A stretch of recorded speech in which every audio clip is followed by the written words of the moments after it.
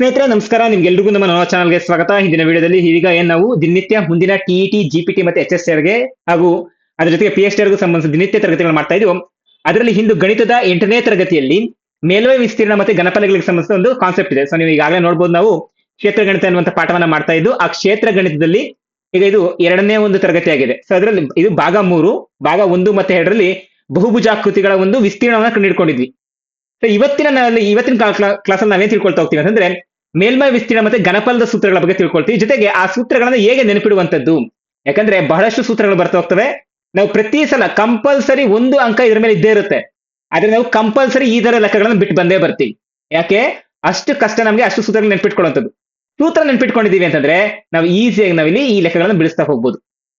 ಇವತ್ತಿನ ತರಗತಿಯಲ್ಲಿ ಈ ಸೂತ್ರಗಳು ಹೇಗೆ ಬಂದು, ಸೊ ಬೇಸಿಕ್ಸ್ ಏನಿರುತ್ತೆ, ಜೊತೆಗೆ ಬೇಸಿಕ್ಸ್ ಇಂದ ಹಿಡಿದು ಆ ಸೂತ್ರಗಳು ಹೇಗೆ ಬಂದು ಅಂತ ತಿಳ್ಕೊಳ್ಳೋದ್ರ ಜೊತೆಗೆ ಹೇಗೆ ನಾವು ಟ್ರಿಕ್ ಆಗಿ ನೆನ್ಪಿಟ್ಕೋಬೇಕು ಅನ್ನೋದನ್ನ ನಾನು ಇವತ್ತಿನ ತರಗತಿ ತಿಳಿಸ್ಕೊಡ್ತಾ ಹೋಗ್ತೀನಿ. ಅದಕ್ಕಿಂತ ಮುಂಚಿತವಾಗಿ ಸ್ಪರ್ಧಾ ಮಿತ್ರರು, ನೀವು ಇದೇ ಮೊದಲ ಬಾರಿಗೆ ನಮ್ಮ ಚಾನಲ್ಗೆ ಭೇಟಿ ಕೊಡ್ತಿದ್ರೆ ದಯವಿಟ್ಟು ನಮ್ಮ ಚಾನಲ್ನ ಸಬ್ಸ್ಕ್ರೈಬ್ ಮಾಡ್ಕೊಳ್ಳಿ, ಹಾಗೆ ಪಕ್ಕದಲ್ಲಿರುವಂತಹ ಬೆಲ್ ಐಕಾನ್ ಕ್ಲಿಕ್ ಮಾಡ್ಕೊಳ್ಳಿ. ಸೊ ಸೆಷನ್ ನಿಮ್ಗೆ ಇಷ್ಟ ಆಗ್ತಾ ಇದ್ರೆ, ಸೊ ನಾವು ಮಾಡುವಂತ ಎಲ್ಲಾ ತರಗತಿಗಳು ನಿಮ್ಗೆ ಇಷ್ಟ ಆಗಿದ್ರೆ, ಸೊ ಕೊನೆಯಲ್ಲಿ ನೀವೊಂದು ಲೈಕ್ ಅನ್ನ ಕೊಡಿ ಸ್ನೇಹಿತರೆ. ನಾವು ಮೊದಲನೇದಾಗಿ ಸರ್ಫೇಸ್ ಏರಿಯಾಸ್ ಅಂಡ್ ವಾಲ್ಯೂಮ್ಸ್. ಏನ್ ಸರ್ಫೇಸ್ ಏರಿಯಾಸ್ ಅಂಡ್ ವಾಲ್ಯೂಮ್ಸ್ ಅಂತಂದ್ರೆ ಮೇಲ್ಮೈ ವಿಸ್ತೀರ್ಣ ಮತ್ತೆ ಘನಫಲಗಳು ಅಂತ ಕರಿತೀವಿ. ಯಾವ ಒಂದು ಆಕೃತಿಗಳಿಂದ ಕರಿತಾ ಹೋಗ್ತೀವಿ? ನೀವು ತಮ್ಮನೇಲಿ ನೋಡಿದ್ರೆ ಗೊತ್ತಾಗುತ್ತೆ. ಇವೆಲ್ಲವೂ ಎಂತ ಆಕೃತಿಗಳು?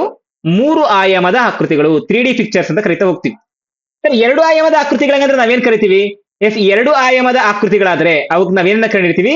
ಒಂದು ವಿಸ್ತೀರ್ಣವನ್ನ ಕಂಡುಹಿಡಿತೀವಿ, ಮತ್ತೊಂದು ಯಾವ್ದನ್ನ ಕರಿತಾ ಹೋಗ್ತೀವಿ? ಪರಿಧಿಯನ್ನ ಅಥವಾ ಸುತ್ತಳತೆಯನ್ನ ಕಂಡುಹಿಡಿತೀವಿ.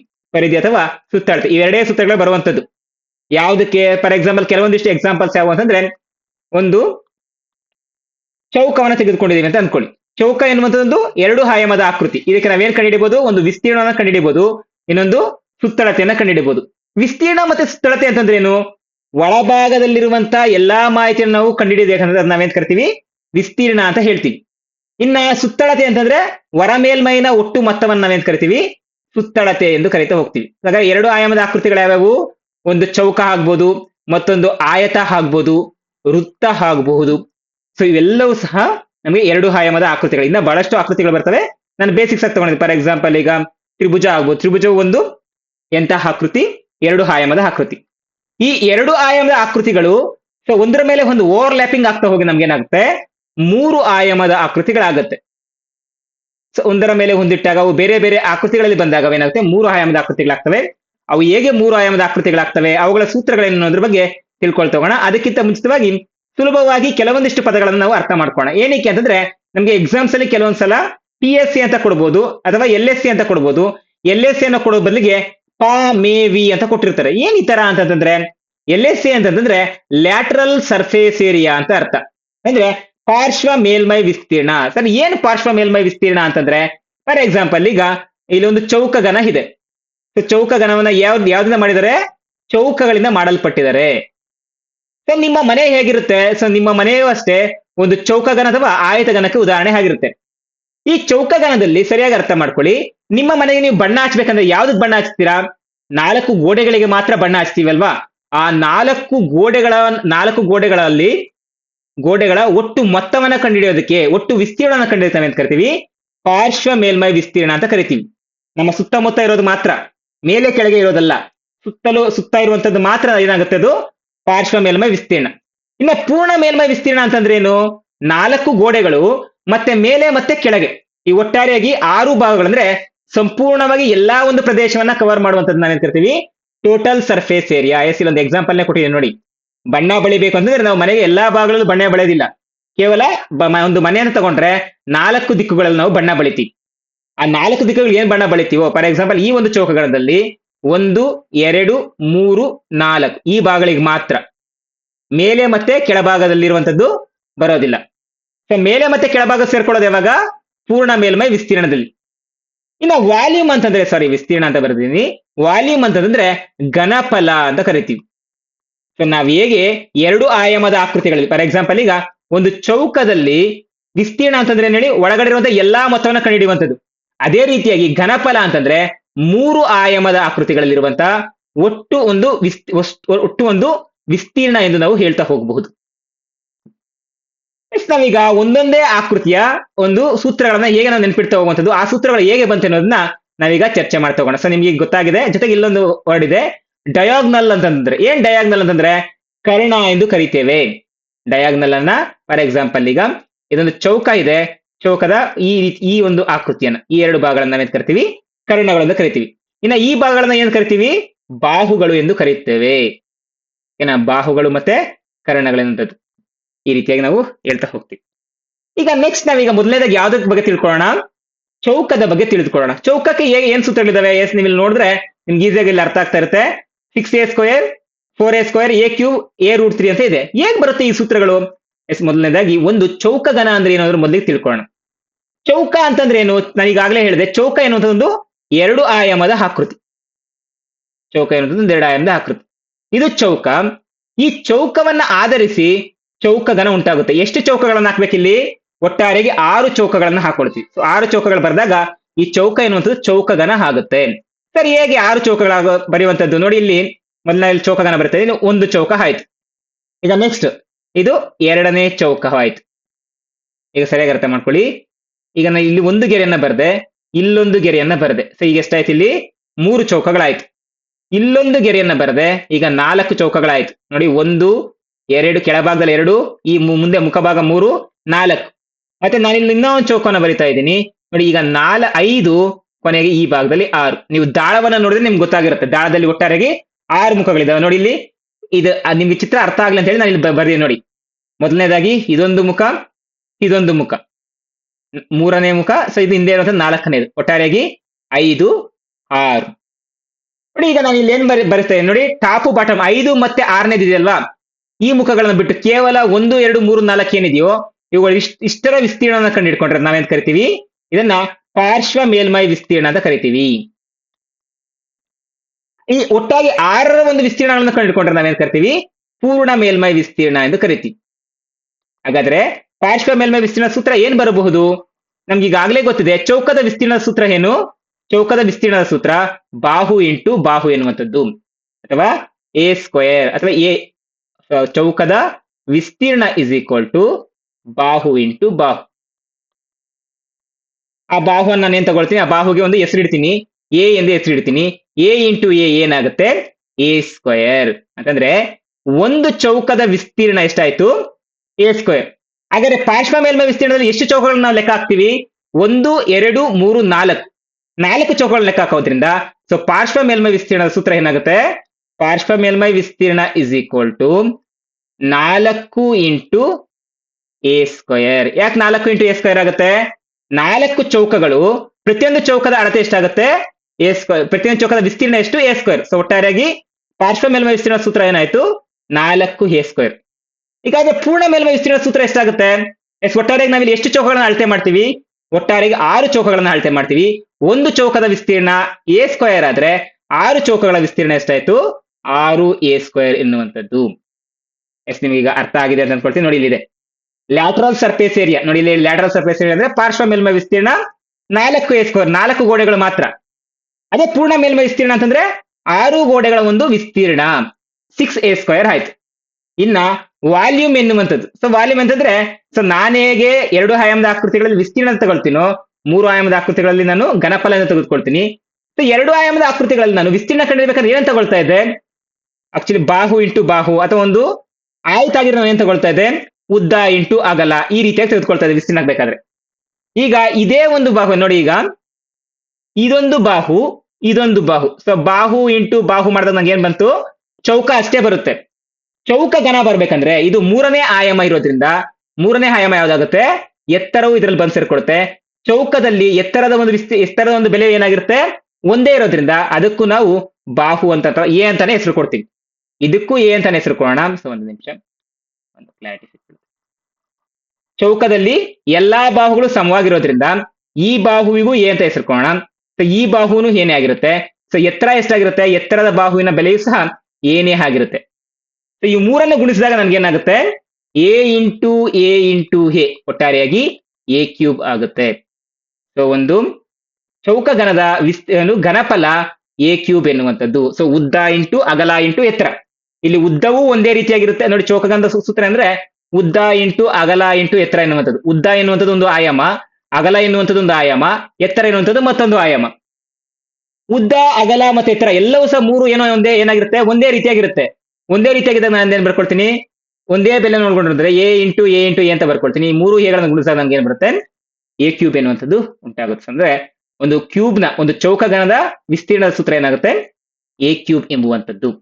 ಈಗ ಇದಿಷ್ಟು ಚೌಕಗಣದ ಸೂತ್ರಗಳು. ಈಗ ಆಯತಗಣದ ಸೂತ್ರಗಳನ್ನು ತಿಳಿದುಕೊಳ್ಳೋಣ.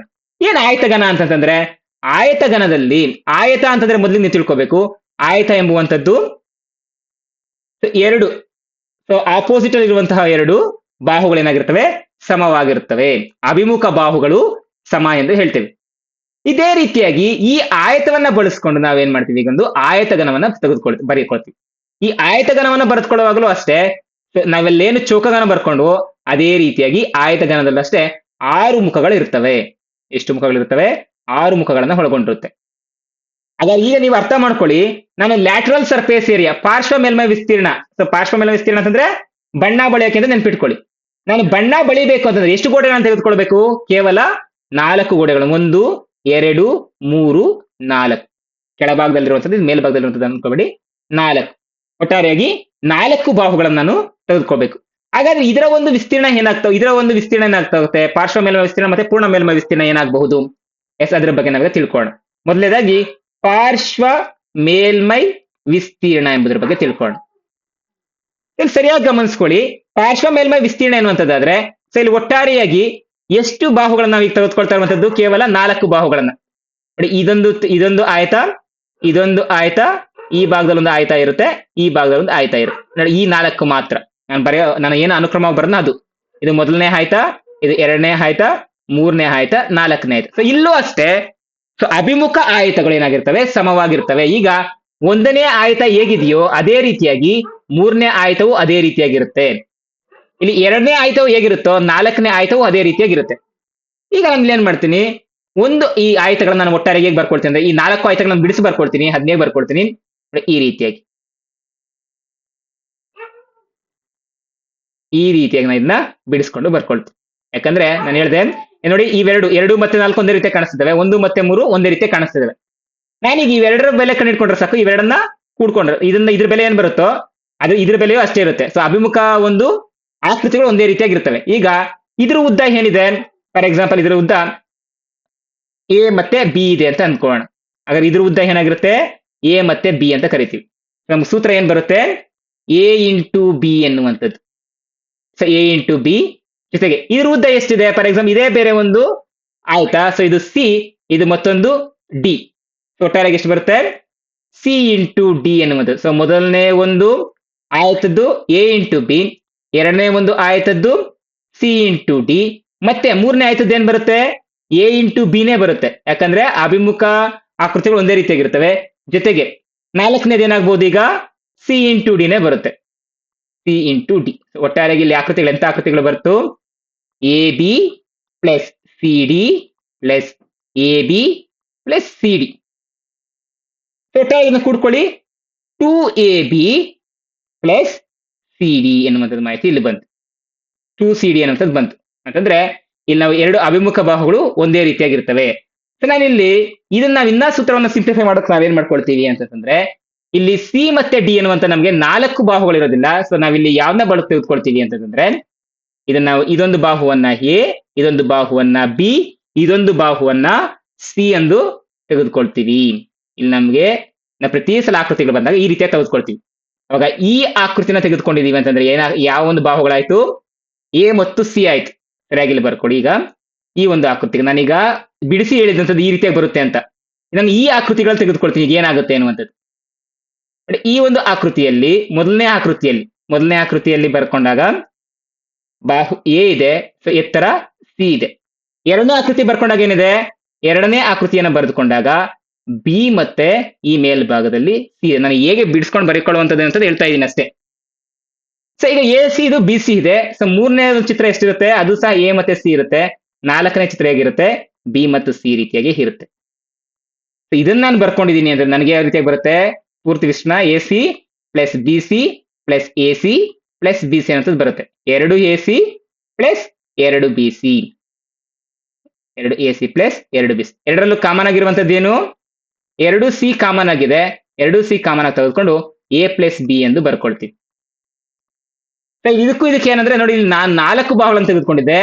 4 ಬಾಹುಗಳು ಬಂದಾಗ ಅದು 4 ಆಯಾಮಗಳಾಗುತ್ತೆ. ಇಲ್ಲಿ 3 ಆಯಾಮದ ಆಕೃತಿ ತಗೊಳ್ಕೊಳ್ಳೋದ್ರಿಂದ ನಮಗೆ ಲ್ಯಾಟರಲ್ ಸರ್ಫೇಸ್ ಏನೇ ಬರುತ್ತೆ, ಪಾರ್ಶ್ವ ಮೇಲ್ಮೈ ವಿಸ್ತೀರ್ಣ 2c of A plus B ಅಂತ ಬರುತ್ತೆ. ಸಿ ಎ ಬಿ ಅನ್ನೋಂಥದ್ದೇನು? ಸಿ ಅಂತದ್ದು ಫಾರ್ ಎಕ್ಸಾಂಪಲ್, ಈಗ ಸರಿಯಾಗಿ ಅರ್ಥ ಮಾಡ್ಕೊಳ್ಳಿ, ಒಂದು ಮನೆ ಇದೆ, ಮನೆಯಲ್ಲಿ 4 ಗೋಡೆಗಳಿದಾವೆ ಅಂತಂದ್ರೆ 4 ಗೋಡೆಗಳಲ್ಲಿ ಸಾಮಾನ್ಯವಾಗಿ ಏನಿರುತ್ತೆ? 4 ಗೋಡೆಗಳ ಸಾಮಾನ್ಯವಾಗಿ ಏನಿರುತ್ತೆ ಅಂದ್ರೆ ಎತ್ತರ ಎನ್ನುವಂಥದ್ದು ಸಾಮಾನ್ಯವಾಗಿರುತ್ತೆ. ಅದೇ ಇಲ್ಲಿ ಹೇಳಿರುವಂಥದ್ದು. ಸೊ ಏನ್ ಕಾಮನ್ ತೆಗೆದಿದ್ದೀನಿ? ಕಾಮನ್ ಮೀನ್ಸ್ ಕನ್ನಡದಲ್ಲಿ ಸಾಮಾನ್ಯ ಅಂತ ಕರಿತೀವಿ. ಏನು ಸಾಮಾನ್ಯವಾಗಿರುತ್ತೆ? ಎತ್ತರ ಸಾಮಾನ್ಯವಾಗಿರುತ್ತೆ. ಸೊ ಅದನ್ನ ನಾವ್ ಹೇಗೆ ಬರೀಬಹುದು? 2 ಇಂಟು ಎಚ್. ಎಚ್ ಅಂದ್ರೆ ಎತ್ತರ. ಇನ್ನು ಉಳಿದಿರುವಂತಹ ಬಾಹುಗಳು ಯಾವುವು? ಒಂದು ಉದ್ದ ಇಂಟು ಅಗಲ, ಲೆಂತ್ ಇಂಟು ಬ್ರೆಡ್. ಸೊ ಇದನ್ನ ನಾವೇಂತ ಕರಿತೀವಿ? ಪಾರ್ಶ್ವ ಮೇಲ್ಮೈ ವಿಸ್ತೀರ್ಣದ ಸೂತ್ರ ಎಂದು ಕರಿತೀವಿ. ಸೊ ಇಲ್ಲಿ ತಪ್ಪಿದೆ. So 2 times of L plus B into H ಎನ್ನುವಂತ ಸೂತ್ರ ಬರುತ್ತೆ. ಸೊ ಇನ್ನು ಇದೇ ರೀತಿಯಾಗಿ ನಾವು ಆಯತಘನಕ್ಕೂ ಬರೆದುಕೊಂಡಾಗ, ಆಯತಘನದಲ್ಲಿ ಸೊ ಇಲ್ಲಿ ನಾವೀಗ ತೆಗೆದುಕೊಂಡಿದ್ದು ಕೇವಲ 2 ಸೂತ್ರಗಳನ್ನ ಮಾತ್ರ, 2 ಅಥವಾ 4 ಒಂದು ಆಯತಗಳನ್ನ ಮಾತ್ರ. ಆದ್ರೆ ಟೋಟಲ್ ಸರ್ಫೇಸ್ ಏರಿಯಾದಲ್ಲಿ ನಾವೇನ್ ತಗೊಳ್ತೀವಿ? 6 ಆಯತಗಳನ್ನು ತೆಗೆದುಕೊಳ್ತೀವಿ. ಹಾಗಾದ್ರೆ 6 ಆಯತಗಳ ಒಂದು ಅಳತೆ ಹೇಗಿರುತ್ತೆ? 6 ಆಯತಗಳ ಅಳತೆಯನ್ನು ನಾವು ತೆಗೆದುಕೊಂಡಾಗ, ಒಂದು ನಿಮಿಷ, ಇಲ್ಲಿ 6 ಆಯತಗಳಲ್ಲಿ ನಮ್ಗೆ 3 ಆಯತಗಳು ಒಂದೇ ರೀತಿಯಾಗಿರುತ್ತೆ. ಫಾರ್ ಎಕ್ಸಾಂಪಲ್ ನೋಡಿ, ಈ ಆಯತ ಹೇಗಿದೆಯೋ ಅದೇ ರೀತಿಯಾಗಿ ಅದರ ಆಪೋಸಿಟ್ ಆಯತನ ಅದೇ ರೀತಿ ಅದರಲ್ಲಿ ಎ ಅಂತ ಬರಿತೀನಿ ನೋಡಿ. ಇಲ್ಲಿ ಈ ಆಯತ ಹೇಗಿರುತ್ತೋ ಈ ಆಯತವು ಅದೇ ರೀತಿಯಾಗಿರುತ್ತೆ. ಈ ಮೇಲೆ ಇರುವಂತಹ ಆಯತ ಬಿ ಅಂತ ತೆಗೆದುಕೊಂಡ್ರೆ ಕೆಳಗಡೆ ಇರುವಂತಹ ಆಯತವು ಅದೇ ರೀತಿಯಾಗಿರುತ್ತೆ. ಹಿಂದೆ ಇರುವಂತಹ ಆಯತ ಸಿ ಆದ್ರೆ ಮುಂಭಾಗದಲ್ಲಿರುವಂತಹ ಆಯತವು ಅದೇ ರೀತಿಯಾಗಿ ಆಕೃತಿ ಇರುತ್ತೆ. ಇಲ್ಲಿ 6 ಆಯತಗಳನ್ನು ತೆಗೆದುಕೊಳ್ಳೋ ಬದಲಿಗೆ 3 ಆಯತಗಳನ್ನು ತೆಗೆದುಕೊಳ್ತೀವಿ. ಯಾಕಂದ್ರೆ ಒಟ್ಟಾರೆಯಾಗಿ ಪೂರ್ಣ ಮೇಲ್ಮೈ ವಿಸ್ತೀರ್ಣ ಅಂದ್ರೆ 6 ಆಯತಗಳಾಯ್ತು. ನಮಗಿಲ್ಲಿ 6 ಆಯತಗಳನ್ನು ತೆಗೆದುಕೊಳ್ಳೋ ಬದಲಿಗೆ 3 ಆಯತಗಳನ್ನು ತೆಗೆದುಕೊಳ್ತೀವಿ. ಕೊನೆಗೆ ಅದೆರಡನ್ನು 2 ಸಲ ಒಂದ್ಸಲ ಬಂದಿರ್ತಂದ್ರೆ 2 ಸಲ ಕುಡ್ಕೊಂಡಾಗ 6 ಆಯತಗಳಾಯ್ತು. ಈಗ ಮೊದಲನೇದಕ್ಕೆ ನಾನು ಇಲ್ಲಿ ಒಂದು ನಿಮಿಷ, ನಾನು ಯಾವ್ದನ್ನು ತೆಗೆದುಕೊಳ್ತಾ ಇದ್ದೀನಿ ಅಂತಂದ್ರೆ ಇಲ್ಲೇ ನಾನು ಶೇಡ್ ಮಾಡ್ತೀನಿ ನೋಡಿ. ಈ ಒಂದು ಭಾಗವನ್ನ ತೆಗೆದುಕೊಳ್ತಾ ಇದ್ದೀನಿ ಅಂತ ಅನ್ಕೋಣ. ಇದರ ಉದ್ದ ಇಂಟು ಅಗಲ ಏನಾಗುತ್ತೆ? ಒಂದು ಎಲ್ ಮತ್ತೊಂದು ಎಚ್ ಇದೆ. ಇದರ ಅಗಲ ಏನಾಯ್ತು? L into H. ಈಗ ನೆಕ್ಸ್ಟ್ ನಾನು ಯಾವ್ದನ್ನು ತೆಗೆದುಕೊಳ್ತೀನಿ? ಶೇಡ್ ಮಾಡಿ ಹೆಂಗ್ ತೋರಿಸ್ತೇನೆ ನಿಮ್ಗೆ ಅದು ಬೇಗ ಅರ್ಥ ಆಗುತ್ತೆ ಅನ್ನುವಂತ ಕಾರಣಕ್ಕೋಸ್ಕರ ಎಲ್ ಮತ್ತೆ ಹೆಚ್ ಐ. ಸೊ ನೆಕ್ಸ್ಟ್ ನಾನು ಯಾವ್ದನ್ನು ತೆಗೆದುಕೊಳ್ತೀನಿ ಅಂದ್ರೆ ಈ ಒಂದು ಭಾಗವನ್ನ. ಸೊ ಈ ಒಂದು ಭಾಗವನ್ನು ತೆಗೆದುಕೊಂಡ್ರೆ ಇದರ ಉದ್ದ ಇಂಟು ಅಗಲ ಏನಾಗುತ್ತೆ? ಎಚ್ ಉದ್ದ, ಅಗಲ ಏನಾಗುತ್ತೆ? ಬಿ ಎನ್ನುವಂಥದ್ದಾಗುತ್ತೆ. 2 ಕಡೆ ಬಿ ಇದೆ, ಇದಕ್ಕೆ ಬೇರೆ ಹೆಸರು ಏನಾದ್ರು ಕೊಡೋಣ. So L into B into H. Okay, ಇದು ಸಹ ಬಿನೇ ಇದೆ. ಓಕೆ, ನೆಕ್ಸ್ಟ್ ಈ ಭಾಗದಲ್ಲಿ ಏನಾಗುತ್ತೆ? ಈಗ 3ನೇ ಒಂದು ಆಕೃತಿಯನ್ನು ತೆಗೆದುಕೊಳ್ತಾ ಇದ್ದೀನಿ. ಇಲ್ಲೇನಾಗುತ್ತೆ?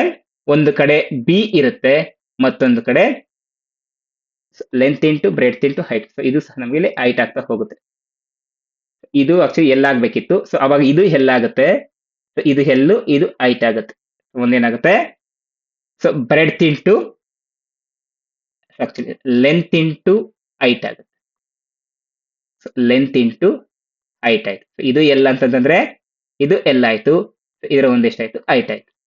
ಈಗ 3 ಗುಣಿಸಿ ಲೆಂತ್ ಇಂಟು ಹೈಟ್ ಅಂದ್ರೆ ಏನಾಗುತ್ತೆ? L H plus height into breadth B H plus L into H ಏನಾಗ್ತಾ ಹೋಗುತ್ತೆ? ಎಚ್ ಇಂಟು ಎಲ್ ಏನಾಗ್ತಾ ಹೋಗುತ್ತೆ? ಸೊ ಇದೇ ರೀತಿಯಾಗಿ ನಮಗೆ ಬೇರೆ ಬೇರೆ ರೀತಿಯಾಗಿ ಈ 3 ಸಹ ಬೇರೆ ಬೇರೆ ವಿಸ್ತೀರ್ಣಗಳನ್ನ ಕೊಡ್ತಾ ಹೋಗುತ್ತೆ. ಎಲ್ ಇಂಟು ಎಚ್ ಜೊತೆಗೆ ಬಿ ಇಂಟು ಎಚ್ ಮತ್ತೆ ಎಲ್ ಇಂಟು ಬಿ. ಆಕ್ಚುಲಿ ಏನಾಗುತ್ತೆ?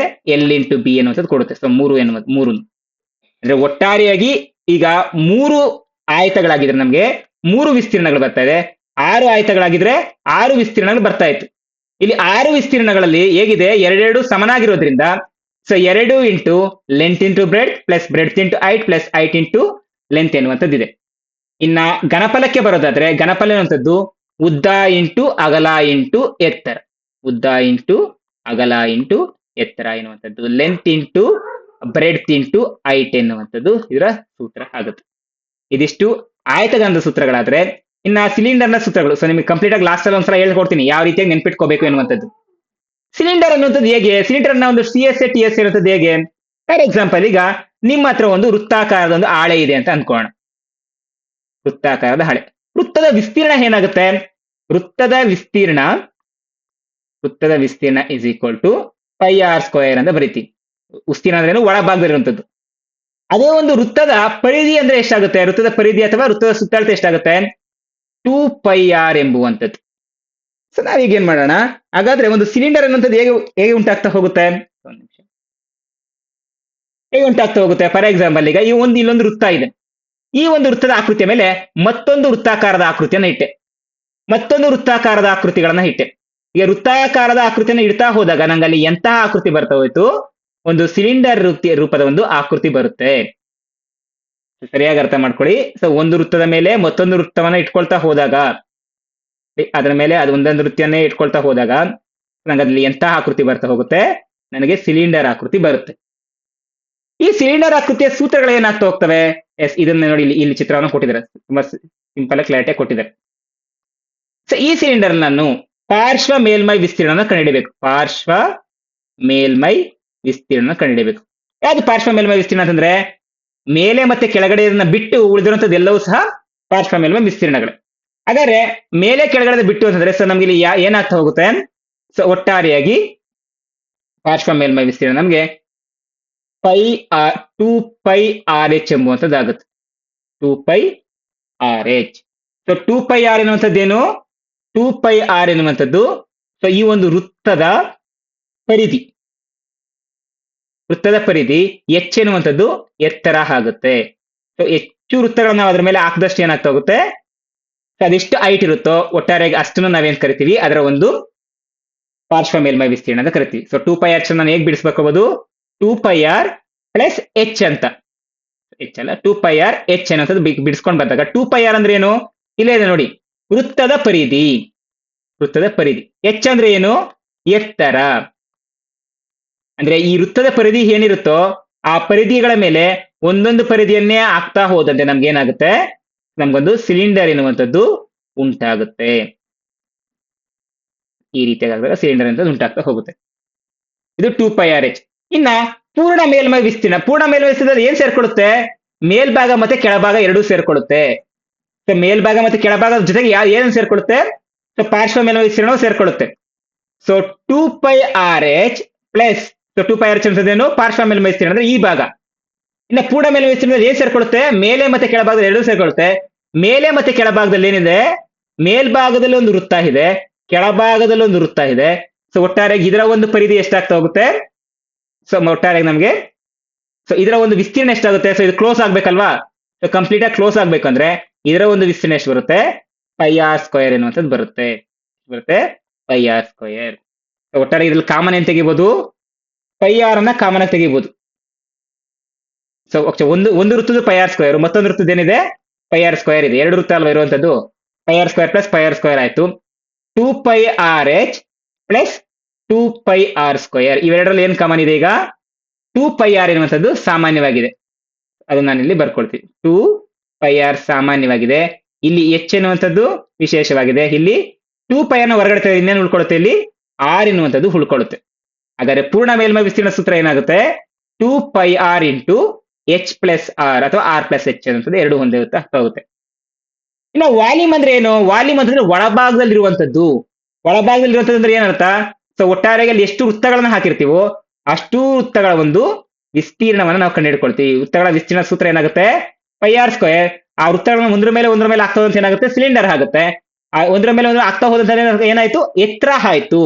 ಈ ವೃತ್ತದ ವಿಸ್ತೀರ್ಣಕ್ಕೆ ಎತ್ತರವನ್ನ ಗುಣಿಸಿದಾಗ ಏನ್ ಬರುತ್ತೆ? ನಮ್ಗೆ ಒಂದು ಘನಫಲ ಸಿಗುತ್ತೆ, πr²h ಎಂಬುವಂಥದ್ದು. ಇದಿಷ್ಟು ಒಂದು ಸಿಲಿಂಡರ್ ಆಯ್ತು ಅಂತಂದ್ರೆ ನಮಗೆ ನೆಕ್ಸ್ಟ್ ಬರುವಂತದ್ದು ಯಾವುದು? ಶಂಕು ಅಥವಾ ಕೋನ್ ಎಂದು ಕರಿತಾ ಹೋಗ್ತೀವಿ. ಸೊ ಕೋನ್ ನಾವು ಹೇಗೆ ಬರೆಯುವಂತದ್ದು? ಸೊ ನೋಡಿ, ಇದನ್ನು ಸರಿಯಾಗಿ ನೆನ್ಪಿಟ್ಕೊಳ್ಳಿ. ಒಂದು ಶಂಕು ಎಂಬುದು ಸಿಲಿಂಡರ್ನ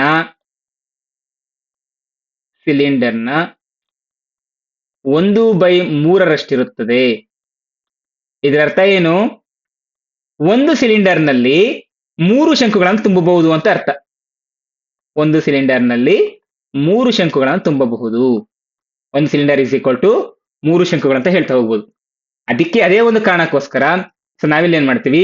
ಘನಫಲವನ್ನ ಗಮನಿಸಬಹುದು. ಘನಫಲ ಯಾವಾಗ್ಲೇ ಸಿಲಿಂಡರ್ಗೆ ಏನಿತ್ತು? πr²h ಎಂಬುವಂಥದ್ದಿತ್ತು. ಒಂದು ಸಿಲಿಂಡರ್ ಅಂತಂದ್ರೆ ಎಷ್ಟು ಶಂಕುಗಳಾಯ್ತು? 3 ಶಂಕುಗಳಾಯ್ತು. ಸೊ ಅದರಿಂದ ಇದರ ಒಂದು ಘನಫಲ ಏನಾಗುತ್ತೆ ಅಂತಂದ್ರೆ 1/3 πr²h ಆಯ್ತು. ಸರಿ, ಯಾಕೆ 1/3 ಬರ್ಕೊಂಡ್ರಿ? ನೋಡಿ, 1/3 πr²h ಅಂತಂದ್ರೆ ಒಂದು ಶಂಕದ್ದಾಯ್ತು. ಒಂದು ಶಂಕದ್ದಾಯ್ತು. ಈಗ ಎಷ್ಟು ಶಂಕಗಳು ಸೇರಿದ್ರೆ ಒಂದು ಸಿಲಿಂಡರ್ ಆಗುತ್ತೆ? 3 ಶಂಕಗಳಲ್ವಾ? 1/3 plus 1/3 pi R square H plus 1/3 pi R square H. ಈ ಮೂರನ್ನು ಕೂಡ್ಕೊಂಡಿದ್ದೀರಾ ಅಂತಂದ್ರೆ ನಿಮ್ಗೆ ಎಷ್ಟು ಬರುತ್ತೆ? 3/3 ಪೈ ಆರ್ ಸ್ಕ್ವೇರ್ ಎಚ್ ಅಂತ ಬರುತ್ತೆ. 3/3 ಪೈ ಆರ್ ಸ್ಕ್ವೇರ್ ಎಚ್ ಅಂತಂದ್ರೆ 3 ಕ್ಯಾನ್ಸಲ್ ಆಗುತ್ತೆ, ಪೈ ಆರ್ ಸ್ಕ್ವೇರ್ ಎಚ್ ಅನ್ನುವಂಥದ್ದು. ಪೈ ಆರ್ ಸ್ಕ್ವೇರ್ ಎಚ್ ಅಂದ್ರೆ ಏನರ್ಥ? ಇದು ಸಿಲಿಂಡರ್ನ ಒಂದು ಘನಫಲ. ಸಿಲಿಂಡರ್ನ ಒಂದು ಘನಫಲವಾಗಿರುತ್ತೆ. ಸೊ ಈ ಸಿಲಿಂಡರ್ನ ಘನಫಲದಲ್ಲಿ 1/3 ಭಾಗದಷ್ಟೇನಿರುತ್ತೆ ಶಂಕುವಿನ ಘನಫಲ ಇರುತ್ತೆ. ಇನ್ನ ಸೇಮ್ ಅಲ್ಲಿ ನಾವು ಹೇಗೆ ನೆನ್ಪಿಟ್ಕೊಂಡಿದ್ವೋ ಇಲ್ಲೂ ಸಹ ಅದೇ ರೀತಿಯಾಗಿ ಸೊ ಪೂರ್ಣ ಮೇಲ್ಮೈ ವಿಸ್ತೀರ್ಣ ಅಲ್ಲೇನಾಗಿತ್ತು? 2πrl ಎಂಬುದಾಗಿತ್ತು, ಪೈ ಆರ್ ಎಚ್ ಅನ್ನುವಂಥದ್ದಾಗಿತ್ತು. ಇಲ್ಲಿ ಪೈ ಆರ್ ಎಲ್ ಎಂಬುದನ್ನಾಗಿ ನೆನ್ಪಿಟ್ಕೊಳ್ತೀವಿ. ಸೇಮ್ ಅಲ್ಲೂ ಸಹ ಅಷ್ಟೇ. ಸೊ ನಮಗೆ ಪೂರ್ಣ ಮೇಲ್ಮೈ ವಿಸ್ತೀರ್ಣ 2πr plus R plus H ಎಂಬುದಾಗಿ ನೆನ್ಪಿಟ್ಕೊಳ್ತೀವಿ. ಎಲ್ಲಿ? ಸಿಲಿಂಡರ್ನಲ್ಲಿ. ಶಂಕುವಿನಲ್ಲಿ ಏನ್ ಮಾಡ್ತೀವಿ ಅಂತಂದ್ರೆ ಅದನ್ನೇ ಹೋಲಿಕೆ ಮಾಡಿಕೊಂಡು pi R L plus R ಎಂಬುದಾಗಿ ನೆನ್ಪಿಟ್ಕೊಳ್ತೀವಿ. ಇವುಗಳನ್ನೆಲ್ಲ ಹೇಗೆ ನೆನ್ಪಿಟ್ಕೋಬೇಕು ಅನ್ನೋದನ್ನ ಈ ಸೆಷನ್ ನ ಕೊನೆಯ ಭಾಗದಲ್ಲಿ ನಾನು ನಿಮಗೆ ಹೇಳ್ಕೊಡ್ತೀನಿ. ಇನ್ನ ಕೊನೆಯದಾಗಿ ಎರಡಿರುವಂತದ್ದು ಯಾವುದು? ಗೋಳ ಅಥವಾ ಗೋಳ ಮತ್ತೆ ಅರ್ಧಗೋಳನ ಹೇಗೆ ನೆನ್ಪಿಟ್ಕೋಬೇಕಂತದ್ದು. ಗೋಳ ಅನ್ನುವಂಥದ್ದು ನಮ್ಗೆ ಯಾವ ರೀತಿ ಬರ್ತದೆ? ವೃತ್ತಾಕಾರವಾಗಿ ಆಧಾರಿತವಾಗಿರುತ್ತೆ. ಯಾವುದೇ ಒಂದು ವಸ್ತು ನಾವು ನೋಡಿದಾಗ ಅದು ವೃತ್ತಾಕಾರವಾಗಿ ಕಾಣಿಸ್ತಾ ಇದೆ ಅಂತಂದ್ರೆ ನಾವು ಅದನ್ನ ನೇರವಾಗಿ ಹೇಳ್ಬಿಡ್ತೀವಿ ಇದು ವೃತ್ತಾಕಾರದಲ್ಲಿದೆ. ಒಂದು ಬಳೆ ಅನ್ನೋದು ಹೇಗಿದೆ ಅಂತಂದ್ರೆ ವೃತ್ತಾಕಾರವಾಗಿದೆ ಅಂತ ಹೇಳ್ತೀವಿ. ಅದೇ ಒಂದು ಚೆಂಡನ್ನ ತೆಗೆದುಕೊಂಡಿರೋದು ಅದು ಹೇಗಿದೆ ಅಂತ ನಾವೇನ್ ಹೇಳ್ತೀವಿ? ಅದು ನೀವು ಯಾವುದೇ ದಿಕ್ಕಿನಿಂದ ನೋಡಿ ನಮ್ಗೆ ಎಲ್ಲಾ ದಿಕ್ಕುಗಳಿಂದ ನಮ್ಗೆ ವೃತ್ತಾಕಾರವಾಗಿಯೇ ಕಾಣಿಸುತ್ತೆ. ಸೊ ಅಂತಹ ಒಂದು ಆಕೃತಿಗಳಿಗೆ ನಾವು ಗೋಳ ಎಂದು ಕರೀತೇವೆ.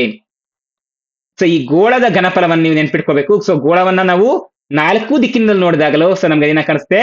ವೃತ್ತವಾಗಿಯೇ ಕಾಣಿಸ್ತಾ ಹೋಗುತ್ತೆ. ಆದ್ರಿಂದ ಈ ಗೋಳದ ಘನಫಲವನ್ನ ನಾವು ಗೋಳದ ಒಂದು ಪೂರ್ಣ ಮೇಲ್ಮೈ ವಿಸ್ತೀರ್ಣ ಮತ್ತೆ ಪಾರ್ಶ್ವ ಮೇಲ್ಮೈ ವಿಸ್ತೀರ್ಣ TSA ಮತ್ತೆ CSA ಎರಡು ಒಂದೇ ರೀತಿಯಾಗಿರುತ್ತೆ. TSA ಮತ್ತೆ CSA 4 ದಿಕ್ಕುಗಳಿಂದಲೂ ಒಂದೇ ರೀತಿಯ ಕಾಣಿಸೋದ್ರಿಂದ 4πr² ಎಂಬುದಾಗಿ ಇದನ್ನ ಪರಿಗಣಿಸ್ತೀವಿ. ಪೈ ಆರ್ ಸ್ಕ್ವೇರ್ ಅಂದ್ರೆ ವೃತ್ತದ ವಿಸ್ತೀರ್ಣ. 4 ಕಡೆಯಿಂದ ನೋಡೋದ್ರಿಂದ ನಾವು 4 ದಿಕ್ಕುಗಳನ್ನ ಕಂಡಾಗ ಅದೇ ರೀತಿ ಕಾಣಿಸೋದ್ರಿಂದ 4πr² ಎನ್ನುವಂಥದ್ದನ್ನ ಗಮನಿಸ್ತೀವಿ ಅಷ್ಟೇ. ಇದರ ಒಂದು ವಾಲ್ಯೂಮ್ ಏನಾಗುತ್ತೆ? 4/3 ಪೈ ಆರ್ ಕ್ಯೂಬ್. ಇದರಲ್ಲಿ ಅರ್ಧ ಭಾಗ, ಸೊ ಅರ್ಧಗೋಳ ಅಂದ್ರೆ ಇದರಲ್ಲಿ ಅರ್ಧ ಭಾಗ ಎಷ್ಟಾಗಿರುತ್ತೆ? 2πr² ಎನ್ನುವಂಥದ್ದು. ಸೊ ಎಸ್, ಈಗ ಇದರಲ್ಲಿ ನಮಗೆ ಎಮಿಸ್ಪಿಯರ್ ಅಲ್ಲಿ ಸ್ವಲ್ಪ ಚೇಂಜಸ್ ಆಗುತ್ತೆ.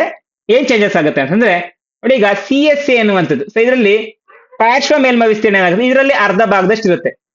ಸೊ ಈಗ ಒಂದು ಗೋಳವನ್ನ ಕಟ್ ಮಾಡಿದೀವಿ ಅಂತಂದ್ರೆ ಒಂದು ಗೋಳದ್ದು ಸಂಪೂರ್ಣವಾಗಿ ಏನಾಗುತ್ತೆ? ಪಾರ್ಶ್ವ ಮೇಲ್ಮೈ ವಿಸ್ತೀರ್ಣ ಅಂತಂದ್ರೆ ಅರ್ಧ ಒಂದು ಇದು ಗೋಳದ್ದು 4πr² ಇದೆ.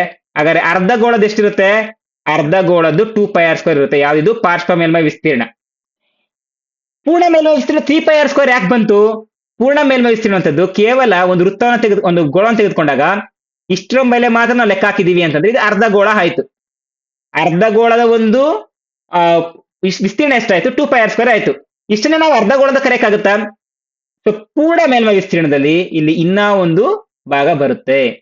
ಈ ಭಾಗ ನಾವು ನೋಡಿದಾಗ ಇಲ್ಲಿ ಒಂದು ಗೆರೆ ತರ ಕಾಣಿಸ್ತಾ ಇದೆ. ಆದ್ರೆ ನಾವು ಮೇಲ್ಗಡೆಯಿಂದ ಕಾಣಿಸೋದು ನಮ್ಗೆ ಅದೇ ಕಾಣಿಸುತ್ತೆ, ಒಂದು ವೃತ್ತದ ರೀತಿಯಲ್ಲಿ ಕಾಣಿಸುತ್ತೆ. ವೃತ್ತದ ಒಂದು ವಿಸ್ತೀರ್ಣ ಏನಾಗುತ್ತೆ? ವೃತ್ತದ ವಿಸ್ತೀರ್ಣ πr² ಎಂಬುವಂಥದ್ದು. ಈಗಾಗಲೇ ಪೂರ್ಣ ಮೇಲ್ಮೈ ವಿಸ್ತೀರ್ಣ 2πr². ಈಗ ಅದ್ರ ಜೊತೆಗೆ ಏನ್ ಸೇರ್ಕೊಳ್ತಾ ಇದೆ? ಒಂದು πr² ಸೇರ್ಕೊಳ್ತಾ ಇದೆ. ಹಾಗಾದ್ರೆ ಪಾರ್ಶ್ವ ಮೇಲ್ಮೈ ವಿಸ್ತೀರ್ಣ 2πr², ಪೂರ್ಣ ಮೇಲ್ಮೈ ವಿಸ್ತೀರ್ಣ ಎಷ್ಟಾಗುತ್ತೆ? 3πr² ಎಂಬುವಂಥದ್ದು ಆಗುತ್ತೆ. ಇದರ ವಾಲ್ಯೂಮು ಅಷ್ಟೇ. ಈ ಒಂದು ಪೂರ್ಣ ಗೋಳದ ಎಷ್ಟಿದೆ? 4/3 ಪೈ ಆರ್ ಕ್ಯೂಬ್ ಎನ್ನುವಂಥದ್ದು. ಅದೇ ರೀತಿಯಾಗಿ ಇದರಲ್ಲಿ ಅರ್ಧ ಅಂತಂದ್ರೆ 2/3 ಪೈ ಆರ್ ಕ್ಯೂಬ್ ಎನ್ನುವಂಥದ್ದು ಅರ್ಧ ಗೋಳದ ಒಂದು ವಿಸ್ತೀರ್ಣ ಆಗಿರುತ್ತೆ. ಇದನ್ನ ಇಷ್ಟೊತ್ತು ನಾನು ಹೇಳಿದಂಥದ್ದು ಹೇಗೆ ಸೂತ್ರಗಳು ಬಂತು ಎನ್ನುವಂಥದ್ದು. ಸೊ ಈಗ ಹೇಗೆ ನೆನ್ಪಿಡ್ಬೇಕು, ಟ್ರಿಕ್ಸ್ ಆಗಿ ಹೇಗೆ ನೆನ್ಪಿಟ್ಕೋಬೇಕು ಎನ್ನುವಂಥದ್ದರೆ ನಿಮಗೆ ಪ್ರತಿ ಸಲ ಕೇಳುವಂಥದ್ದು ಕೇವಲ 6 ಆಕೃತಿಗಳ ಮೇಲೆ ಮಾತ್ರ. ಯಾವ 6 ಆಕೃತಿಗಳು? ಒಂದು ಚೌಕ, ಮತ್ತೊಂದು ಆಯತ, ಚೌಕಘನ ಮತ್ತು ಮತ್ತೊಂದು ಆಯತಘನ. ಚೌಕಘನ ಮತ್ತು ಆಯತಘನ. ಚೌಕಘನ ಮತ್ತೊಂದು ಆಯತಘನ. ನೋಡಿ, ಇವೆರಡನ್ನು ನಾವು ಹೋಲಿಕೆ ಮಾಡಿ ಏನೋ ಸೂತ್ರಗಳನ್ನು ನೆನ್ಪಿಟ್ಕೋಬಹುದು. ಮತ್ತೊಂದು ಯಾವುದು? ಒಂದು ಸಿಲಿಂಡರು, ಮತ್ತೊಂದು ಶಂಕು. ಸಿಲಿಂಡರ್ ಮತ್ತೆ ಶಂಕುವನ್ನು ನಾವು ಹೋಲಿಕೆ ಮಾಡಿ ನೆನ್ಪಿಟ್ಕೊಳ್ತಾ ಹೋಗ್ಬೋದು. ಇನ್ನೊಂದು ಆಕೃತಿ ಯಾವ್ದಾಗುತ್ತೆ? ಇನ್ನೊಂದು ಗೋಳ, ಮತ್ತೊಂದು ಅರ್ಧ ಗೋಳ. ನೋಡಿ, ಇವೆರಡು ಜಂಟಿಯಾಗಿ ನಾವು ಈ ನೆನ್ಪಿಟ್ಕೊಂಡ್ರೆ ನಮ್ಗೆ ಈಸಿಯಾಗಿ ನೆನ್ಪಿರ್ತಾ ಹೋಗ್ತಾ ಸೂತ್ರಗಳೆನ್ನುವಂಥದ್ದು. ಈಗ ಮೊದಲನೇದಾಗಿ ಹೇಗ್ ನೆನ್ಪಿಟ್ಕೋಬೇಕು ಅನ್ನುವಂಥದ್ದು, ಇಷ್ಟೊಂದು ಸೂತ್ರಗಳು ಹೇಗ್ ಬಂತು ಅಂತ ಹೇಳಿದೆ. ಈಗ ಹೇಗ್ ನೆನ್ಪಿಟ್ಕೋಬೇಕು ಅನ್ನುವಂಥದ್ದಾದ್ರೆ, ಮೊದಲನೇದಾಗಿ ಈ ಒಂದು ಸೂತ್ರವನ್ನು ನೆನ್ಪಿಟ್ಕೊಳ್ಳಿ. ಯಾವುದು? ಕ್ಯೂಬಾಯ್ಡ್ ನೆನ್ಪಿಟ್ಕೊಳ್ಳಿ. ಕ್ಯೂಬಾಯ್ಡ್ ಮೀನ್ಸ್ ನಾವು ಆಯತಘನ ಎಂದು ಕರಿತೀವಿ. ಒಂದು ಆಯತಘನ. ಆಯತಘನದ ವಿಸ್ತೀರ್ಣ ಏನಾಗುತ್ತೆ? Length into breadth into height, ಮತ್ತೆ ಅದರ ಒಂದು ಲ್ಯಾಟ್ರಲ್ ಅಥವಾ ಕರ್ಡ್ ಅಂತ ಕರಿತೀವಿ. ಎಲ್ ಎಸ್ ಮತ್ತೆ ಸಿ ಎಸ್ ಎರಡು ಒಂದೇ, ಕನ್ನಡದಲ್ಲಿ ಬರ್ತೀನಿ. ಪಾರ್ಶ್ವ ಮೇಲ್ಮೈ ವಿಸ್ತೀರ್ಣ, ಇದು ಪೂರ್ಣ ಮೇಲ್ಮೈ ವಿಸ್ತೀರ್ಣ. ಈಗ ಸೂತ್ರಗಳನ್ನ ಇವಿಷ್ಟು, ಇದು ಒಂದು ಆಯತಘನ ಸೂತ್ರ ಒಂದು ನೀವು ನೆನ್ಪಿಟ್ಕೊಂಡಿದ್ದೀರಾ ಅಂತಂದ್ರೆ ಉಳಿದಿದ್ದೆಲ್ಲವನ್ನು ನೀವು ನೆನ್ಪಿಟ್ಕೋಬಹುದು. 2h into L, 2h into L plus B, ಇನ್ನೊಂದು 2 L B plus B H plus L H L ಎನ್ನುವಂಥದ್ದು, ಇದು ಆಯತಘನದ ಸೂತ್ರಗಳು. ಈಗ ಇದರಿಂದ ನಾವು ಚೌಕಘನವನ್ನು ಹೇಗೆ ನೆನ್ಪಿಟ್ಕೊಳ್ಳುವಂಥದ್ದು? ಈಗ ಈ ಎಲ್ಲಾ ಚೌಕಘನದಲ್ಲಿ ಏನು ಅಂತ ಅರ್ಥ? ಎಲ್ಲಾ ಬಾಹುಗಳು ಸಮವಾಗಿರ್ತವೆ. ಇಲ್ಲಿ ಲೆಂತ್ ಸಮವಾಗಿರುತ್ತೆ, ಬ್ರೆಡ್ತ್ ಸಮವಾಗಿರುತ್ತೆ, ಹೈಟ್ ಸಮವಾಗಿರುತ್ತೆ. ಎ ಇಂಟು ಎ ಎಲ್ಲೂ ಸಮವಾಗಿದೆ, ಬಿನೂ ಸಮವಾಗಿದೆ, ಹೆಚ್ಚು ಸಮವಾಗಿದೆ. ಎ ಇಂಟು ಏನಾಗುತ್ತೆ? ಎ ಕ್ಯೂಬ್ ಎನ್ನುವಂಥದ್ದಾಗುತ್ತೆ. ಇನ್ನ ಇಲ್ಲಿ ಹೇಳಿದೆ, ಇಲ್ಲಿ ಎಲ್ಲಾ ಬಾಹುಗಳು ಸಮ ಇರೋದ್ರಿಂದ A into A plus A plus A ಏನಾಯ್ತು? ಇಲ್ಲಿ 2a ಇದೆ. ಎ ಪ್ಲಸ್ ಎ ಏನಾಯ್ತು? 2a ಪ್ಲಸ್ 2a, ಎರಡೆರಡ 4, A into A square, 4a² ಆಯ್ತು. ಇಲ್ಲಿ ಪ್ರತಿಯೊಂದು ಬಾಹು ಏನಾಗುತ್ತೆ? ಸಮ ಆಗೋದ್ರಿಂದ ಸೊ ಇದು ಏನೇ ಆಗುತ್ತೆ, ಇದು ಹೇಗಳೇ ಆಗ್ತವೆ, ಇವು ಎಗಳೇ ಆಗ್ತವೆ. ಸೊ ಒಟ್ಟಾರೆಗೆ 2 ಪ್ಲಸ್ ಎ ಸ್ಕ್ವಯರ್. ಎಷ್ಟು ಎ ಸ್ಕ್ವಯರ್ಗಳಾಯ್ತು? 2 ಇಂಟು 3a². 2 3 6a² ಎನ್ನುವಂಥದ್ದು ಇದರ ಒಂದು ಸೂತ್ರ ಆಗಿರುತ್ತೆ. ಆಯತಘನದ ನೆನ್ಪಿಟ್ಕೊಂಡ್ರೆ ಸೊ ಘನದ ನೆನ್ಪಿಟ್ಕೊಳ್ಳುವಂಥದ್ದು ತುಂಬಾ ಸುಲಭ. ನಾವು ಪ್ರತಿಯೊಂದು ಬಾಹು ಸಮ ಆಗಿರುತ್ತೆ ಅಂತ ಮಾಹಿತಿ ನಮಗೆ ಗೊತ್ತಿದೆ. ಸೊ ಪ್ರತಿಯೊಂದಕ್ಕೂ ನಾವು ಏನ್ ಹಾಕಿದೀವಿ ಅಂತಂದ್ರೆ ಈ ಸೂತ್ರಗಳು ಬರ್ತವೆ. ನೆಕ್ಸ್ಟ್ ನಾವು ಯಾವ್ದನ್ನ ನೆನ್ಪಿಟ್ಕೋಬೇಕು? ಒಂದು ಸಿಲಿಂಡರ್ ಮತ್ತೆ ಕೋನಲ್ಲಿ. ಸೊ ಸಿಲಿಂಡರ್ ಮತ್ತೆ ಕೋನಲ್ಲಿ ಏನ್ ನೆನ್ಪಿಟ್ಕೊಳ್ಬೇಕು? ಸೊ ಮೊದಲನೇದಾಗಿ πr². ಸೊ ಇದರ ಒಂದು ವಿಸ್ತೀರ್ಣ ನೆನ್ಪಿಡಿ. ವಿಸ್ತೀರ್ಣ ಏನಿದೆ, ವಿಸ್ತೀರ್ಣ πr²h. ಹೇಗೆ πr²h ಅಂತ ಬಂತು ಅಂತ ಹೇಳಿದಂದ್ರೆ ನಾನು ಹೇಳಿದೀನಿ ಹೇಗೆ ಸೂತ್ರ ಬಂತು ಅಂತದ್ದು. ಈ πr²h ಅನ್ನ ನಾವು ಡಿರೈವ್ ಮಾಡಿದೀವಿ ಅಂತಂದ್ರೆ, ಸೊ ಇಲ್ಲಿ ಈ πrh ಆಗೇ ಇರುತ್ತೆ. ಸೊ 2 ಎನ್ನುವಂಥದ್ದು ಹೇಗೆ ಬರುತ್ತೆ? ಈ ಭಾಗ ಬರುತ್ತೆ. ಸೊ 2πrh ಅನ್ನುವಂಥದ್ದು ಏನಾಗುತ್ತೆ? ಇದರ ಒಂದು ಲ್ಯಾಟ್ರಲ್ ಸರ್ಫೇಸ್ ಏರಿಯಾ ಆಗುತ್ತೆ. ಸೊ πr²h ಏನಿದೆಯೋ ಅದರ ಒಂದು πr²h ಅನ್ನ ಈ ಎರಡನ್ನ ತೆಗೆದು ಸೊ ಮೊದಲಲ್ಲಿ ಬರ್ಕೊಂಡಿದೀವಿ ಅಂತಂದ್ರೆ ಇದೇನಾಗುತ್ತೆ? ಪಾರ್ಶ್ವ ಮೇಲ್ಮೈ ವಿಸ್ತೀರ್ಣ ಆಗುತ್ತೆ. ನಾವು ಪೂರ್ಣ ಮೇಲ್ಮೈ ವಿಸ್ತೀರ್ಣಕ್ಕೆ ಸೊ 2πrh ಆಗೇ ಬರ್ಕೊಳ್ತೀವಿ. ಜೊತೆಗೆ ಇನ್ನ ಏನೇನು ಬರ್ಕೋಬೇಕು? ಪಾರ್ಶ್ವ ಮೇಲ್ಮೈ ವಿಸ್ತೀರ್ಣ ಈ ಭಾಗ ಮಾತ್ರ. ಪೂರ್ಣ ಮೇಲ್ಮೈ ವಿಸ್ತೀರ್ಣ ಅಂದ್ರೆ ಈ ಮೇಲ್ಭಾಗ ಈ ಕೆಳಭಾಗ ಎರಡು ಸೇರ್ಕೊಳ್ಳುತ್ತೆ. ಈ 2πrh ಜೊತೆಗೆ ಮೇಲ್ಭಾಗ ಮತ್ತೆ ಕೆಳಭಾಗದ ವಿಸ್ತೀರ್ಣ ಏನಾಗುತ್ತೆ? 2πr² ಎನ್ನುವಂಥದ್ದು ಅದ್ರ ಜೊತೆ ಸೇರ್ಕೊಳ್ಳುತ್ತೆ. ಇವೆರಡೂ ಬೇಕಾದ್ರೆ ನೀವು ಕಾಮನ್ ತೆಗೆದುಕೊಂಡು 2πr ನ ಹೊರಗಡೆ ತೆಗೆದುಕೊಂಡಿದ್ರೆ ಅಂದ್ರೆ h ಪ್ಲಸ್ r ಎನ್ನುವಂಥದ್ದು ಈ ಸೂತ್ರವನ್ನು ನೀವು ಬರ್ಕೋಬಹುದು, ಅಥವಾ ಈ ಸೂತ್ರವನ್ನು ಬರೆದ್ರು ಏನು ತಪ್ಪಿಲ್ಲ. ಇನ್ನು ಇದನ್ನ ನೀವು ಬರ್ದಿದ್ದೀರಾ ಅಂತಂದ್ರೆ, ಇದನ್ನ ನೀವು ನೆನ್ಪಿಟ್ಕೊಂಡಿದ್ದೀರಾ ಅಂತಂದ್ರೆ ಏನು? πr²h ಅನ್ನುವಂಥದ್ದು ವಿಸ್ತೀರ್ಣ, ಅದನ್ನ ನಾವು ಡಿರೈವ್ ಮಾಡಿದೀವಿ ಅಂತಂದ್ರೆ ಈ 2 ಅನ್ನೋದು ಈ ಕಡೆ ಬಂದಂದ್ರೆ ಪಾರ್ಶ್ವ ಮೇಲ್ಮೈ ವಿಸ್ತೀರ್ಣ ಆಯ್ತು. ಈ ಪಾರ್ಶ್ವ ಮೇಲ್ಮೈ ವಿಸ್ತೀರ್ಣಕ್ಕೆ ಎರಡು ವೃತ್ತಗಳ ವಿಸ್ತೀರ್ಣ ಎರಡು ವೃತ್ತಗಳ ವಿಸ್ತೀರ್ಣ ಕೂಡ್ಕೊಂಡಿದೀವಿ ಅಂತಂದ್ರೆ ಸೊ ಏನ್ ಬರುತ್ತೆ? ಪೂರ್ಣ ಮೇಲ್ಮೈ ವಿಸ್ತೀರ್ಣ ಬರುತ್ತೆ. ಎರಡು ವೃತ್ತಗಳು ಯಾಕೆ? ಮೇಲ್ಭಾಗದ ಒಂದು ವೃತ್ತ, ಕೆಳಭಾಗದಲ್ಲಿ ಒಂದು ವೃತ್ತ. ಇನ್ನ ಕೋರ್ ಎನ್ನುವಂಥದ್ದು ಸೊ ಇದರಲ್ಲೇ ಅಷ್ಟೇ. ಸೊ ಇಲ್ಲಿ ಏನಿದೆ, ಸಿಲಿಂಡರ್ ಅಂತಂದ್ರೆ ಸಿಲಿಂಡರ್ ನಲ್ಲಿ ಮೂರನೇ ಒಂದು ಭಾಗದಷ್ಟು ಏನಿರುತ್ತೆ? ಶಂಕು ಇರುತ್ತೆ ಅಂತ ಹೇಳಿದೆ. ಸೊ ಇಲ್ಲಿ ಶಂಕು ಇರುತ್ತೆ ಅಂತಂದ್ರೆ ನೋಡಿ, ಇಲ್ಲಿ πr²h ಇಲ್ಲೂ ಹೇಗೆ ನೆನ್ಪಿಟ್ಕೋ ಅದೇ ಸೂತ್ರನ ಇಲ್ಲೂ ನೆನ್ಪಿಟ್ಕೊಳ್ಳುತ್ತದೆ. ಅಲ್ಲಿ ಮೂರನೇ ಒಂದು ಭಾಗ. ಸೊ ಇಲ್ಲಿ ನಾವು ಇಲ್ಲೇನ್ 2πrh ಅಂತಿತ್ತು, ಇಲ್ಲಿ ನಮ್ಗೆ ಅದರಲ್ಲಿ ಕಡಿಮೆ ಭಾಗದಲ್ಲಿ ಇರೋದ್ರಿಂದ ಇಲ್ಲಿ 2 ಇರೋದಿಲ್ಲ, πr ಇರುವಂತದ್ದು ಅಷ್ಟೇ ನೆನ್ಪಿಟ್ಟು. ನೀವು πr ಅಂತ ನೆನ್ಪಿಟ್ಕೊಳ್ಳಿ, πrh ಅಂತ ಬೇಕಾದ್ರೆ ನೆನ್ಪಿಟ್ಕೊಳ್ಳಿ. ಆಕ್ಚುಲಿ h ಬದಲಿಗೆ ಎಲ್ಲಿ ಯಾಕೆ ನೆನ್ಪಿಟ್ಕೊಳ್ತೀವಿ ಅಂತಂದ್ರೆ ಎಲ್ ಅನ್ನುವಂಥದ್ದು ಓರೆ ಆಕಾರದಲ್ಲಿರುವಂತದ್ದು. ಸೊ ನಾವಿಲ್ಲಿ ಮತ್ತೆ ಇಲ್ಲಿ ನಾವು ಇಲ್ಲೊಂದು ಸೂತ್ರವನ್ನು ಬರ್ತೀವಿ. ಈ ಓರೆಗೆ ಸೂತ್ರ ಏನ್ ಬರುತ್ತೆ ಅಂದ್ರೆ L = h² plus r² root ಅನ್ನೋದು ಬರ್ತೀವಿ. ನಾವು ಮುಂದೆ ಈ ಪಾಠ ಈಗ ಏನು ನಾನು ಈಗ 8th ಪಾಠ ಮಾಡ್ತಾ ಇರುವಂತದ್ದು. 8th ಪಾಠದಲ್ಲಿ ಮುಂದೆ ಲೆಕ್ಕಗಳು ಬರ್ತಾ ಹೋಗ್ತಾವೆ, ಅಲ್ಲಿ ನಾನು ನಿಮ್ಗೆ ತಿಳಿಸ್ಕೊಡ್ತೀನಿ ಸೂತ್ರಗಳನ್ನ. ಜಸ್ಟ್ ಸೂತ್ರಗಳು ರಿಮೈಂಡ್ ಆಗೋಕೆ ನೆನಪಿರ್ಲಿ ಅಂತ ಹೇಳ್ತಾ ಇರುವಂತದ್ದು ಅಷ್ಟೇ. ಇನ್ನ ಇಲ್ಲಿ πr of r plus L ಎನ್ನುವುದು ಸೊ ಸೇಮ್ ಇಲ್ಲಿ ಏನ್ ಸೂತ್ರ ಬಂದಿತ್ತು πr plus h plus r ಬಂದಿತ್ತು, ಅದೇ ರೀತಿಯಾಗಿ πr plus r plus L ಎನ್ನುವಂಥದ್ದು ಅದೇ ಸೂತ್ರ ಬರುತ್ತೆ. ಇಲ್ಲಿ ಏನ್ ಬರೋದಿಲ್ಲ, ಈ ಎರಡುಗಳು ಬರೋದಿಲ್ಲ ಅಷ್ಟೇ. ಈ ಎರಡು ಎನ್ನುವಂಥದ್ದು ಬರೋದೇ ಇಲ್ಲ ಇಲ್ಲಿ ಶಂಕುವಿನಲ್ಲಿ. ಇನ್ನ ಸ್ಪೈರ್ ಮತ್ತೆ ಎಮಿಸ್ಪಿಯರ್, ಗೋಳ ಮತ್ತೆ ಅರ್ಧಗೋಳದಲ್ಲಿ ಏನಿರುತ್ತೆ? ಗೋಳದ ಸೂತ್ರ ನೆನ್ಪಿಟ್ಕೋಬೇಕು. ಗೋಳ ಸೂತ್ರ 4/3 πr³. ಮತ್ತೆ ಇಲ್ಲಿ ಎರಡೂ ಭಾಗದಲ್ಲಿ ಪೂರ್ಣ ಮೇಲ್ಮೈ ವಿಸ್ತೀರ್ಣ ಮತ್ತೆ ಪಾರ್ಶ್ವ ಮೇಲ್ಮೈ ವಿಸ್ತೀರ್ಣ 4 πr² ಇರ್ತವೆ. ಯಾವ ದಿಕ್ಕಿನ ನೋಡಿದ್ರು ಗೋಳವು ಒಂದೇ ರೀತಿಯಾಗಿ ಕಾಣಿಸುತ್ತೆ. ಹಾಗೆ ಅರ್ಧ ಗೋಳದಲ್ಲಿ, ಸೊ ಅರ್ಧ ಗೋಳದಲ್ಲಿ ಅರ್ಧ ಭಾಗ. ಸೊ ಇದು 4/3 ಇತ್ತು ಅಂತಂದ್ರೆ ಇದರ ಅರ್ಧ ಏನಾಗುತ್ತೆ 2/3 ಪೈ ಆರ್ ಕ್ಯೂಬ್ ಎನ್ನುವಂಥದ್ದು. ಇದರಲ್ಲಿ ಇನ್ನ ಪಾರ್ಶ್ವ ಮೇಲ್ಮೈ ವಿಸ್ತೀರ್ಣ ಇದು 4 ಪೈ ಆರ್ ಸ್ಕ್ವೇರ್ ಇದೆ ಅಂದ್ರೆ ಇದರಲ್ಲಿ ಅರ್ಧ 2 ಪೈ ಆರ್ ಸ್ಕ್ವೇರ್ ಇರುತ್ತೆ. ಪೂರ್ಣ ಮೇಲ್ಮೈ ವಿಸ್ತೀರ್ಣ ಪೂರ್ಣವಾಗಿ ಏನಿರುತ್ತೆ, ನಾನು ಆವಾಗಲೇ ಹೇಳಿದೆ ಇದಿಷ್ಟರ ಭಾಗ ನೋಡಿ, ಇದು ಗಮನಿಸ್ಕೊಳ್ಳಿ, ಇದಿಷ್ಟರ ಭಾಗ ಎಷ್ಟಿರುತ್ತೆ 2 ಪೈ ಆರ್ ಸ್ಕ್ವೇರ್ ಇರುತ್ತೆ. ಇದು ನಾವು ಪಾರ್ಶ್ವ ಮೇಲ್ಮೈ ವಿಸ್ತೀರ್ಣ ಅಂತ ಕರಿತೀವಿ. ಪೂರ್ಣ ಮೇಲ್ಮೈ ವಿಸ್ತೀರ್ಣ ಅಂತಂದ್ರೆ ಯಾವುದು, ಇದನ್ನು ಒಳಗೊಂಡಂತೆ ಇದಂದ್ರೆ ಏನರ್ಥ, ಈ ಮೇಲ್ಭಾಗದಲ್ಲಿ ಒಂದು ವೃತ್ತ ಇದೆ, ಸೊ ಒಟ್ಟಾರೆಗೆ ಎಷ್ಟಾಯ್ತು ಮತ್ತೆ ಇದೊಂದು ಉತ್ತರದ ಒಂದು ವಿಸ್ತೀರ್ಣ ಎಷ್ಟಾಯ್ತು ಪೈ ಆರ್ ಸ್ಕ್ವೇರ್ ಆಯ್ತು.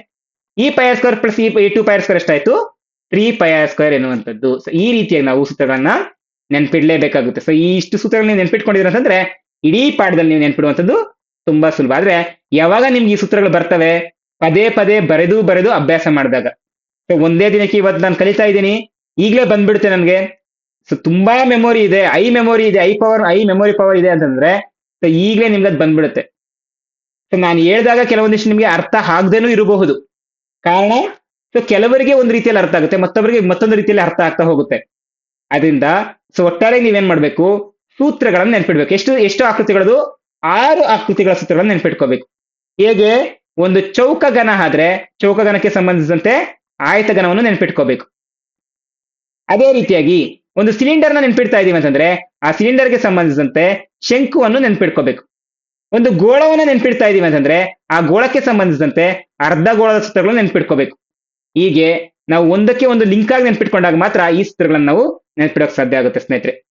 ಸೊ ಇಷ್ಟು ನಾನು ಏನಕ್ಕೆ ಮಾತಾಡಿದ್ದು ಈ ಇಷ್ಟು ಎಲ್ಲಾ ವಿಷಯಗಳು ಅಂತಂದ್ರೆ ನಮ್ಮ ಮುಂದಿನ ಒಂದು ಈ 8ನೇ ತರಗತಿಯಲ್ಲಿರುವಂತಹ ಆ ಮೇಲ್ಮೈ ವಿಸ್ತೀರ್ಣ ಮತ್ತೆ ಕ್ಷೇತ್ರಗಣಿತ ಪಾಠ ಏನಿದೆಯೋ ಆ ಕ್ಷೇತ್ರಗಣಿತ ಪಾಠಕ್ಕೆ ಈ ಒಂದು ಸೂತ್ರಗಳು ಬಹುಮುಖ್ಯ. ವಿಸ್ತೀರ್ಣ ಮತ್ತೆ ಘನಫಲದ ಸೂತ್ರಗಳು. ಈ ಘನಫಲದ ಸೂತ್ರಗಳು ಹೇಗ್ ಬಂತು ಅಂತ ಹೇಳಿದೀನಿ. ಸೊ ನೀವು ಇಲ್ಲೇ ಅಲ್ಲ, ನೀವು ಎಲ್ಲೇ ಯಾವುದೇ ಒಂದು ವಿಡಿಯೋ ನೋಡಿದ್ರು ಗೊತ್ತಾಗುವಂತದ್ದು ಕೊನೆಗೆ ಇದೇ ಸೂತ್ರಗಳೇ. ನಿಮ್ಗೆ ಹೇಳುವಂತ ವಿಧಾನ ಬೇರೆ ಆಗಿರ್ಬೋದು, ಆದ್ರೆ ನೀವು ನೆನಪಿಡುವಂತ ವಿಧಾನ ನಿಮಗೆ ಹೇಗೆ ಅನುಕೂಲ ಆಗುತ್ತೋ ಹಾಗೆ ನೆನಪಿಡ್ತಾ ಹೋಗಿ. ಸ್ನೇಹಿತರೆ, ಈ ಸೆಷನ್ ನಿಮ್ಗೆ ಉಪಯುಕ್ತ ಆಗಿದ್ರೆ ಜಸ್ಟ್ ಈ ವಿಡಿಯೋಗೊಂದು ಲೈಕ್ ಮಾಡಿ, ಹಾಗೆ ನಿಮ್ಮ ಎಲ್ಲಾ ಸ್ನೇಹಿತರಿಗೆ ಶೇರ್ ಮಾಡ್ತಾ ಹೋಗಿ ಅಂತ ಹೇಳ್ತಾ, ಇನ್ನ ಮುಂದಿನ ಸೆಷನ್ ನಲ್ಲಿ ಈ ಎಲ್ಲಾ ಒಂದು ಸೂತ್ರಗಳ ಆಧಾರಿತ ಲೆಕ್ಕಗಳನ್ನ ಬಿಡಿಸ್ತಾ ಹೋಗೋಣ. ಸೊ ಲೆಕ್ಕಗಳನ್ನ ಬಿಡಿಸೋದ್ರಿಂದ ಸೂತ್ರಗಳು ಬೇಗ ನಮಗೆ ನೆನಪಿಗೆ ಬರ್ತವೆ. ಜೊತೆಗೆ ಯಾವ ಸಂದರ್ಭದಲ್ಲಿ ಯಾವ ಸೂತ್ರವನ್ನ ಬಳಸಬೇಕೆನ್ನುವಂಥದ್ದನ್ನ ನಾವು ಮುಂದಿನ ಸೆಷನ್ ನಲ್ಲಿ ಏನ್ ಲೆಕ್ಕಗಳನ್ನ ಬಿಡಿಸ್ತೀವಿ ಅಲ್ಲಿ ನಾವು ತಿಳ್ಕೊಳ್ತೀವಿ. ಸ್ನೇಹಿತರೆ, ಇದಾಗಿತ್ತು ಇವತ್ತಿನ ತರಗತಿ. ಇನ್ನ ಮುಂದಿನ ತರಗತಿಯಲ್ಲಿ ಭೇಟಿಯಾಗೋಣ. ನಿಮ್ಗೆಲ್ರಿಗೂ ಧನ್ಯವಾದಗಳು ಸ್ನೇಹಿತರೆ.